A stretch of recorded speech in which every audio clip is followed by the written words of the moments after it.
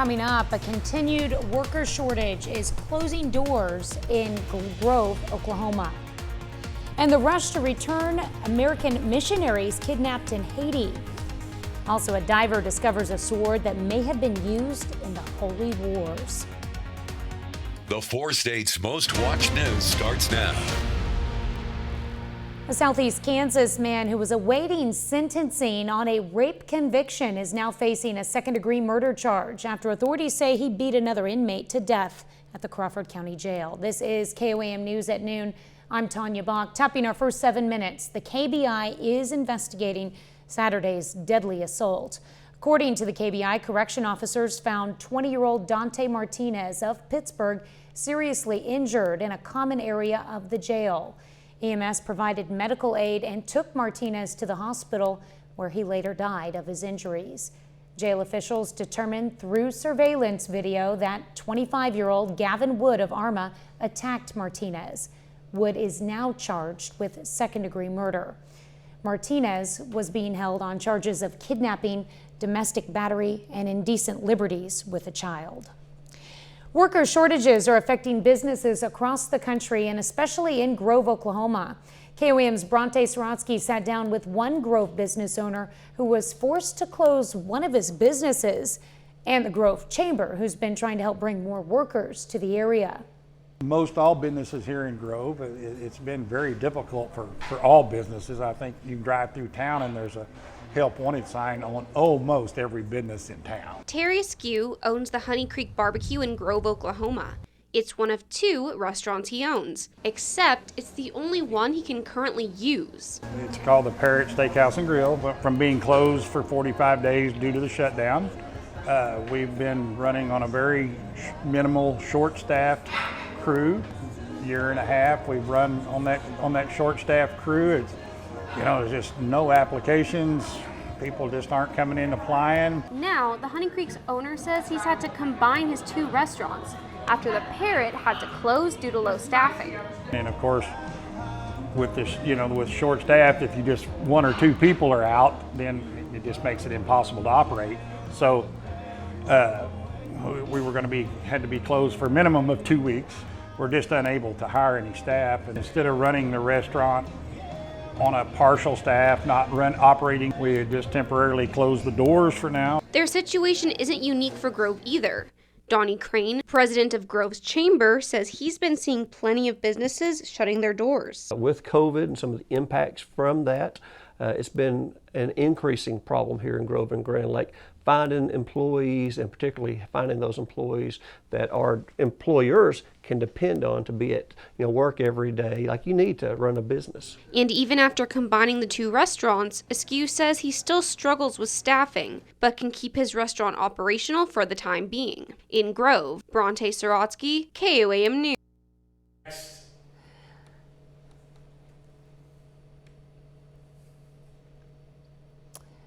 Well, the owner of Honey Creek Barbecue says the restaurant is currently hiring for all positions, and we have information on how to apply on our website at koamnewsnow.com. Well, get ready for another beautiful fall day and some hopefully science facts coming our way as well. Michael Hayslip joins us with a first look at the forecast. Chances are we should probably dip into the Children's Fun Fact Science Corner here before it's all said and done. Chani asking about the full moon that will be upon us beginning tonight and lasting into tomorrow morning. Before we get there, what a delightful look outside of Television City. Little light cloud cover, but it has just been a marvelous October afternoon. Look at this, 71 to 69. You cannot beat it. And the nice thing is the humidity has stayed low. It's been just enjoyable. But remember, if you're going to be out and about today, though, I'd say the one factor is we do have a strong south wind. Look at that. We're putting up 20 miles per hour right there out in Independence and Chanute. These are not wind gusts right now. These are actually sustained winds. We've gusted as high as 30 miles an hour in Joplin, recorded one of 30 miles an hour as well. In Independence, the latest one that we have out of the Chanute Airport, that is going to register at 29. So yeah, it's like I said, it's a gusty one out there. But with that being said, our 24-hour temperature change while we're right on par is actually going to be just a touch bit warmer this afternoon. because what little cloud cover we do have is going to kick out to the east, and we've got a whole lot of southern air that is upon us. And even with the lack of cloud cover, it's still going to be about, let's say 75, 76 this afternoon. Now, one thing that is not going to happen, we're not going to get a break from the wind anytime soon, as it will be consistent as we push into Wednesday. Tanya, as far as looking out for that full moon, look at this. What a gorgeous night for it as well. Hardly a cloud in the sky. Now, Wednesday afternoon, a little bit of cloud cover, and you see some spotty rain that moves up from the south-southwest along I-44 and then kind of takes off after it gets over the Mississippi River.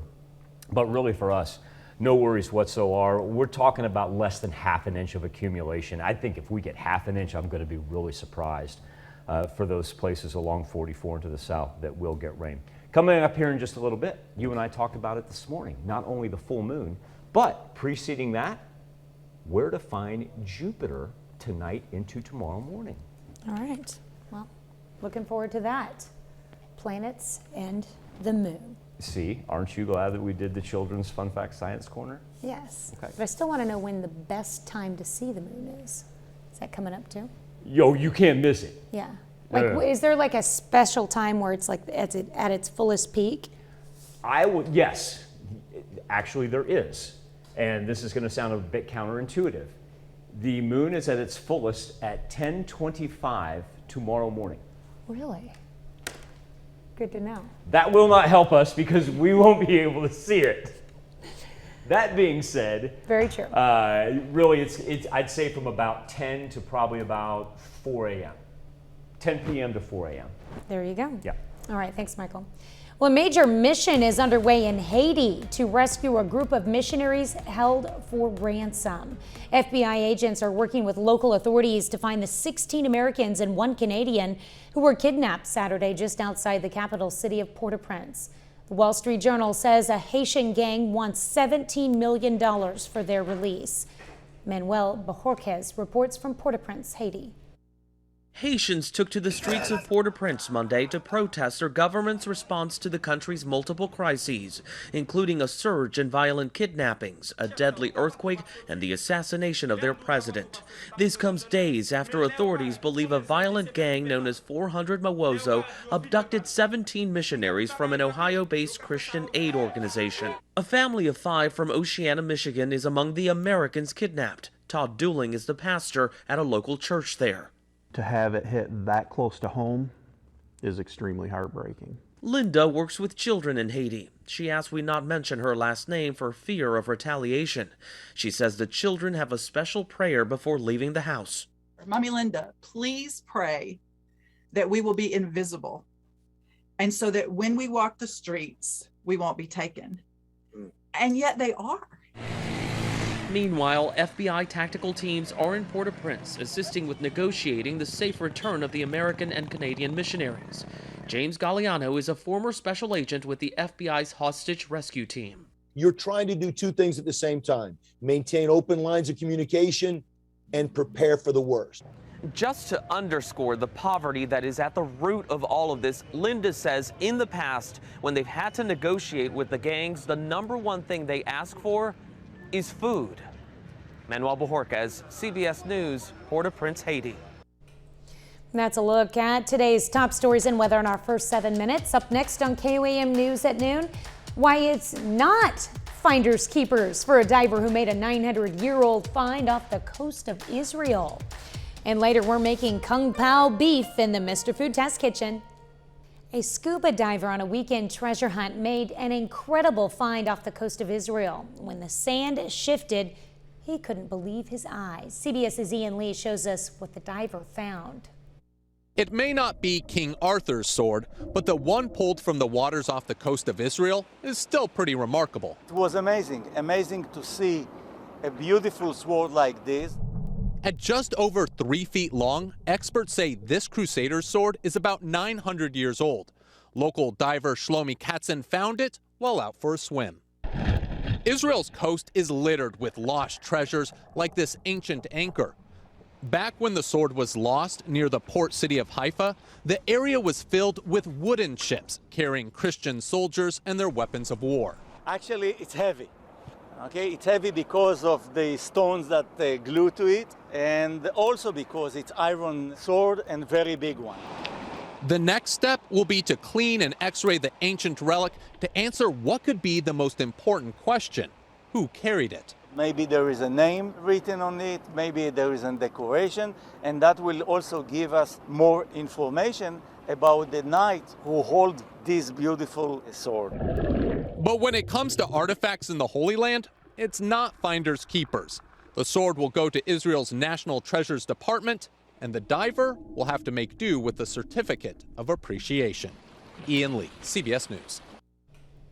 Israel takes pride in its history and has a law requiring that any artifacts found must be returned to the nation. The diver said he didn't mind giving up the sword, but he asked for one thing: a photo of him with the weapon, which you saw there in the story. Still to come on the KOAM News at noon, Mr. Food. 10 minutes. Today, we've got a recipe that will have your troops running to the table. I know it seems too good to be true, but it's not. But first, Michael Hayslip returns with your complete forecast. I got 12:15. Where in the world does everybody have to be at 12:15? My goodness. It is bustling right now at 7th and Rangeline. I guess everybody just out enjoying a great October afternoon as we sit at 70 degrees. Do have that strong wind coming in at 16 miles per hour. And we got to point out, with the humidity dropping below 50%, combo that with the wind. And we're not too far off of normal for our high temperatures, but at the same point in time, got any brush that you want to burn? Once again, just be very careful. No advisories, no watches or warnings, but elevated fire concerns are always going to exist this time of year when the humidity drops that low. Temperatures ranging anywhere from about 68 to 71. It's just been absolutely delightful. And the wind gusts have exceeded 30 miles per hour. These are sustained winds. We're going to have about 10 to 15 miles per hour later this evening, but we got to wait for this yellow to roll through first as the winds move in from west to east. And so we're going to go 15 to 20 miles per hour till really about 4 or 5 o'clock this afternoon. That is the light cloud cover that we picked up on our tower cams. They just happen to be located right there in the central portion of the 4 states. Get out to the east, out to the west, absolutely fine, and haven't picked up any precipitation as we stay on the southeast portion of the jet stream, meaning warmer weather. One thing to point out though, the big ridge of the jet stream, and look how far it takes this warm air, all the way through portions of southern Canada. Usually, we had it right here yesterday, and usually that's where it wants to kind of peak out. But this thing has really taken all the southern warm air and pushed it so far to the Atlantic coast and down to the southeast that they are going to be close to breaking some October record high temperatures. And then we've got this one right here that sits squarely in the trough of the jet stream, and what that's presented portions of not only Utah, but also working into a little bit of the Dakotas, a severe winter storm warning. Here we are, October 19th. They're worried about severe winter storm warnings. My goodness. Our weather trend for today is going to have us up into the mid-70s. I think we'll see a 76 or 77 later on. Not widespread. For the most part, we'll average out about 75. And then as we turn our attention to overnight, it is going to be clear and as beautiful as can be. So let's pick it up right here. At 11 o'clock tonight, what we've got cooking is the Hunter's Moon. That is right, the full moon in effect. And if you're curious to know where this comes from, this is called timeanddate.com. And so there we are at about 10 o'clock, and then we can scroll down. That's facing off to the east-southeast. Trust me, it's going to be so bright and beautiful and clear that you're not going to miss it. And if you want to wait until the morning, well, look at this. By the time we hit 5 a.m., we're still hanging on with plenty of moonlight. That's off to the west-southwest. On the heels of that, I want to point out Jupiter. So that's going to be at about 12:30 tomorrow morning is where you're going to see it. Back it up a little bit. There it is, high in the sky around 10:30. And it'll last, I'd say if you want to get a good look at it, you need to probably do it by 1:30 tomorrow morning. But once again, Jupiter is going to be very bright and visible. And it's just going to be marvelous what we're going to have tonight and into tomorrow. A 7-day forecast with, just a little chance for some light rain on Wednesday. Probably won't even pick up a 1/4 inch along and south of I-44. And then after that, mild temperatures before the heat wave hits this weekend. I'm assuming the reason why it's called the Hunter's Moon has to deal with everyone out and about hunting? It's so bright and it's so bright and so orange that you actually wouldn't even need to go back to Native American times. It would be perfect. It would be a perfect night to hunt because you would not need any other sources of light. Perfect sense. All right, thanks, Michael.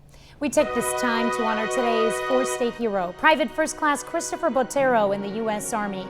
The soldier from Baxter Springs joined the 24th Transportation Company based out of Fort Riley, Kansas in 2009. He served a tour in Afghanistan. To Private Christopher Botero, we thank you, our four-state hero. Get out your chopsticks and get ready to enjoy today's recipe. And forget the takeout. Howard shows us how you can save both time and money by making your own Kung Pao beef in the Mr. Food Test Kitchen. How come it always seems that no matter how hard we try, it's almost impossible to make really good Chinese-style takeout at home? I have to admit, that's what I thought, until we came up with this super easy version of Kung Pao beef that's on the table in under 10 minutes. And uses ingredients that you probably have at home. The first thing we do is combine some teriyaki sauce, cornstarch, crushed red pepper flakes, and a bit of ground ginger. Now we cut a flank steak across the grain into thin slices. We've discovered that if you pop this in the freezer for about 30 minutes before cutting it, it slices perfectly. Okay, now the meat goes into the marinade, and after a quick bath, we sear it in a hot skillet or wok until it's cooked through. When it's done, we'll top it with some peanuts and sliced scallions, and this tender as can be beef is ready to serve. Make sure you throw on a pot of white rice while the beef is cooking for a tasty dinner your family's gonna love. To get this easy peasy recipe for Kung Pao beef, simply visit our website.